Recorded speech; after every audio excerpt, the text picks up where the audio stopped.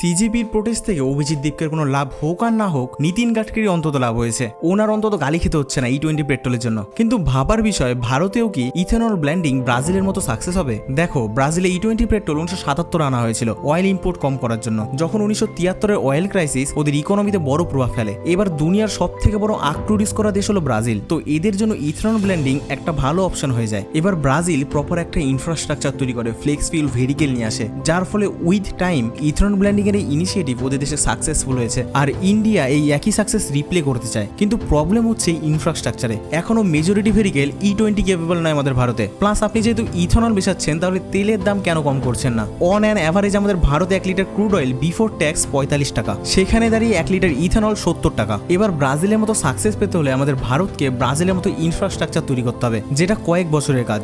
ভারত সরকার এটা খুব শর্ট টার্মে অ্যাচিভ করতে চাইছে। তাই যতক্ষণ না প্রপার ইনফ্রাস্ট্রাকচার রেডি হয়, ততদিন কনজিউমারদের E0 আর E20 দুটোরই অপশন দিতে হবে, তাও আবার রিজনেবল প্রাইসে।